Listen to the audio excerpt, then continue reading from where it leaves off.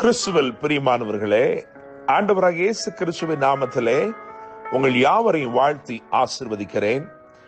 இந்த நாளுக்கு என்று தேவன் நமக்கு அருளி இருக்கும் ஜீவ வார்த்தை லூக்கா எழுதின சுவிசேஷம் 5ஆம் அதிகாரம் 9வது வசனத்தில் இருக்கிறது.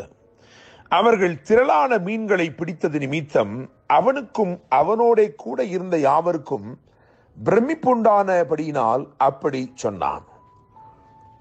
என கேட்கிற தேவனுடைய பிள்ளைகளே, இந்த நாள் தேவன் உங்கள் வாழ்க்கையில் உங்களுடைய தோல்விகளை ஜெயமாக மாற்றும் ஒரு நாளாக இருக்கிறது.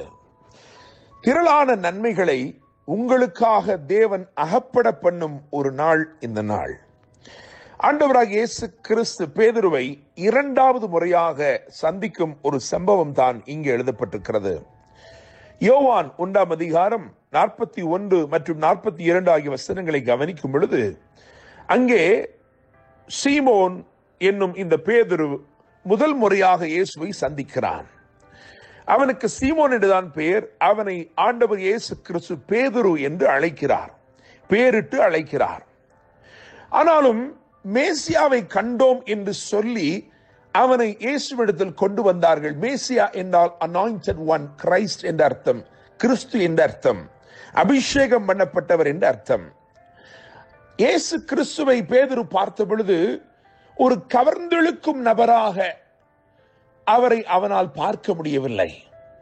எனவே அவன் அவரை பின்பற்றாமலேயே தன்னுடைய வேலையில் தொடருகிறான். அவன் மீன் பிடிக்கிறவனாய் இருக்கிறான், அந்த வேலையில் அவன் தொடருகிறான். ஆனால் தேவன் அவனை நேசித்தபடினால், ஆண்டவர் இயேசு அவனை நேசித்தபடினால், அவன் தன் வழியே போனாலும் அவனை தேடி அவர் வந்தார். அவனுடைய வாழ்க்கையில் ஒரு நாளை குறித்து வைத்திருந்தார்.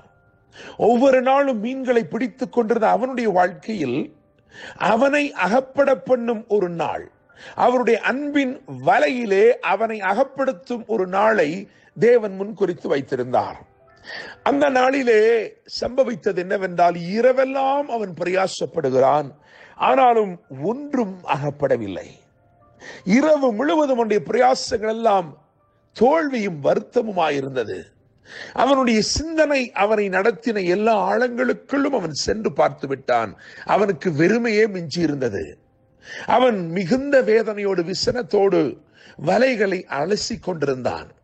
அவன் படவுகளை ஒதுக்கி வலைகளை அலசி கொண்டிருந்த பொழுது காலையில் சூரியன் உதித்து வருவது போல் ஆண்டவர் இயேசு கிறிஸ்து அவன் இருக்கும் இடத்திலே அவனை தேடி வந்தார். அவன் எங்கே தோற்று போய் நின்றானோ, எங்கே வெறுமையாய் நின்றானோ, எங்கே தனிமையாய் நின்று கொண்டிருந்தானோ, அங்கே அவனை அவர் தேடி வந்தார். என்னை கேட்டுக்கொண்டிருக்கிற தேவனுடைய பிள்ளைகளே, ஒருவேளை நீங்களும் தோல்விகளோடு கூட காணப்படலாம், தனிமையிலே புலம்பிக் கொண்டிருக்கலாம், வெறுமையோடு நின்று கொண்டிருக்கலாம். உங்களை இயேசு தேடி வருகிறார். ஒருவேளை இயேசு கிறிஸ்து உங்களுக்கு ஒரு கவர்ந்தெழுக்கும் நபராய் தோன்றவில்லை என்றாலும் இன்றைக்கு அவர் உங்களை தேடி வருகிறார். நீங்கள் அவரை வெறுத்தாலும் அவர் உங்களை நேசிக்கிறவராய் இருக்கிறார். அவர் உங்களை தேடி வருகிறவராய் இருக்கிறார். பேதுருடைய வாழ்க்கையிலே அன்றைக்கு கூட்டாளிகளும் இருக்கிறார்கள், கூலியாட்களும் இருக்கிறார்கள். கூட்டாளிகள் பொறுத்துக் கொள்வார்கள், கூலியாட்களுக்கு பணம் கொடுத்தே ஆக வேண்டும். அப்படி பணம் கொடுக்கிறான் என்றால் அவனுக்கு அது நஷ்டத்தின் கணக்கில் எழுதப்படும். ஆயினும் பேதுரு நஷ்டம் அடைவதை இயேசு அனுமதிக்கவில்லை. இயேசு அவனுடைய வாழ்க்கையிலே குறுக்கிட்டார். அன்றைக்கு அந்த இடத்தில் வந்து அவனுடைய படகை கேட்டு வாங்கி, தோற்று போன ஒருவனுடைய படகை கேட்டு வாங்கி அந்த வெறும் படகை நிரப்பும்படிக்கு அதிலே ஏறி பிரசங்கம் பண்ண ஆரம்பித்தார். என கேட்கிற தேவனுடைய பிள்ளைகளே, ஆண்டவராகிய இயேசு மாத்திரமே அவர் வெறுமையானவைகளை நிரப்புகிறவரும் வெறுமையானவைகளை பயன்படுத்துகிறவருமாயிருக்கிறார். அவர் ஏறி நின்றது ஒரு தோற்று போன வெறுமையான ஒரு படகு. அந்த படகு பேதுருவுக்கு கை கொடுக்கவில்லை. ஆனால் இயேசு அதில் ஏறி நின்று பிரசங்கம் பண்ணினார். இயேசு பிரசங்கம் பண்ணி முடித்த பிறகு அவனை ஆழத்திற்கு தள்ளிக்கொண்டு போய் வலைகளை போடு என்று சொன்னார். அவன் ஒரு வலையை போட்டான். ஆண்டவரே, இரவெல்லாம் பிரயாசப்பட்டோம், இங்கே ஒன்றும் இல்லை என்று பாரும் என்று சொல்லும் அளவிற்கு ஒரே ஒரு வலையை தான் போட்டான். அவரோ வலைகளை போடுங்கள் என்று சொன்னார். அவனோ ஒரே ஒரு வலையை போட்டான். ஆனால் ஆச்சரியமாயிருந்தது, ஒரே வலையிலே 2 படகுகளும் அமிழத்தக்க மீன்கள் கிடைத்தது. அப்படிப்பட்ட மீன்கள் வேண்டுமென்றால் அங்கே பல வலைகள் பயன்படுத்த வேண்டும். ஒரு படவை நிரப்ப வேண்டும் என்றால் 3 வலைகள் தேவைப்படும். ஆனால் ஒரே வலையை கொண்டு 2 படவுகளும் அமிழத்தக்கதான ஒரு நிறைவை ஆண்டவர் கொடுத்தார். எனவேதான் ஆச்சரியத்தினாலே பிரம்மை கொண்டு அவர்கள் சொன்னார்கள், திரளான மீன்களை பிடித்த நிமித்தம் அவனும் அவரோட கூட இருந்த யாவரும் பிரமிப்பு உண்டானபடினால் அப்படி சொன்னார்கள். என கேட்கிற தேவனுடைய பிள்ளைகளே, இந்த நாள் உங்கள் வாழ்க்கையிலே பிரமிப்புண்டாகும் அற்புதங்களை அவர் செய்ய போகிறார். எந்த இடத்திலே தோற்று போய் தலைகுனிந்து நின்றீர்களோ அங்கேயே ஒரு பெரிய ஜெயத்தை வைத்திருக்கிறார்.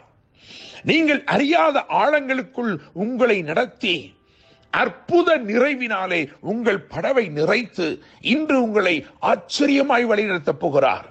இன்று உங்களை அவர் ஆசீர்வதிக்க போகிறார். உங்களை மகிழ்ச்சியாக்க போகிறார்.